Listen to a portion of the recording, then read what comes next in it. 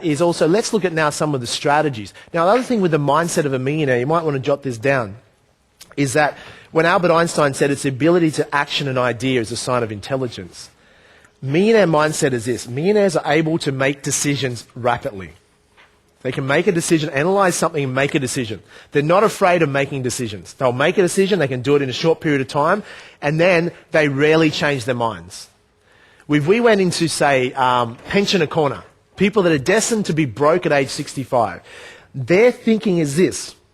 They will take forever to make a decision. They can't act. They're like, I'm not really sure. They're fearful. They're doubtful. They're wishy-washy. Like, they want to go and get the consensus from all the 100 of their family and friends.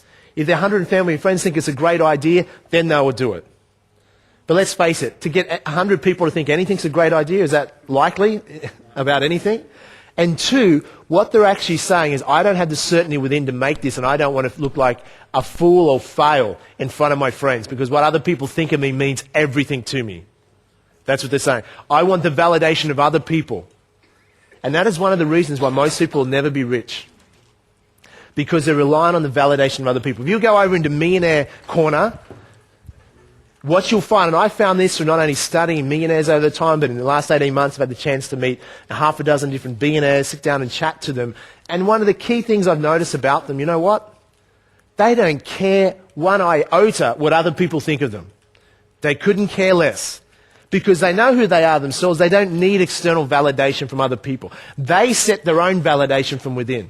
Complete opposite to people that are destined for pensioner land. Because they're so worried. So they're afraid, if I do this strategy and it doesn't work, what will my friends think? Here's a profound thought. Most people don't think, so don't worry. If they thought, they would actually be rich. Remember that book? It's called Think and Grow Rich. It's not like work really hard and expect one day to get rich. It's actually think. Most people don't think. I don't say that to offend people out there, but it's a wake-up call. They have this great capacity of intelligence within them. They use a fraction of it. A fraction of it. They could think, but they don't. So most people let other people worry. I used to be like that. What other people think of, etc. And I realized, you know what? My mentor said, Jamie, what other people think of you is none of your business. He said, it doesn't matter what you do. People will say things or whatever, rumor, gossip, whatever. When you're broke, they gossip that you're broke. When you're rich, they gossip you're going to go broke. Okay? What's it matter? Okay? Who cares what other people think of you? It's what you think of yourself that's far more important, true? As long as you know what you're doing is right, is correct, and you believe in it, that's what matters. And then what leaders are, so if you're going to step up in this country, one of the difficult things, despite being a rich country where everyone has a great amount of wealth naturally, one of the difficult things in our country, we are renowned for being a very friendly culture. There's no like snobby upper class, lower class, etc. Pretty much all pretty much equal. That's great. Australians are renowned around the world for being friendly, down-to-earth people. That's great. Now there's a flip side of that though. You dare step above the crowd in this country, and what are they going to do to you? Chop you down at the knees. We have a name for it called the what? Tall poppy syndrome. That is so prevalent in this country. It doesn't happen in other countries to the extent it does here. That is a flip side and negative of our country, and you need to be aware of that.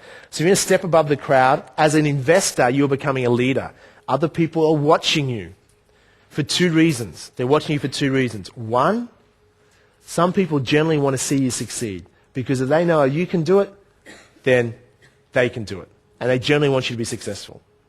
Others are watching you and hoping you fall flat on your butt, because they're fearful. Because if you step up and achieve more, you make them insecure, because you're achieving things that they know that deep down they could, but they don't have the guts to step up and go for it in life. And that's the majority of people, unfortunately. Not because they don't love you, not because they don't care about you, it's because you play on their insecurities by stepping up and achieving more. And the tall poppy syndrome in this country. So I'm just telling you, if you're going to step up, you need to be aware of that. You need to let go if you're in a situation where you worry what other people think of you, because it will hold you back. It'll hold you back from stopping achieving more. Because it all stemmed from 15 years ago saying, why is it that some people have the same upbringing, same family, live in the same country, same opportunity, and some achieve a tremendous amount in their life and others don't? What's the difference? Why do some people? So it's always fascinating me asking that question. And so what I find, I travel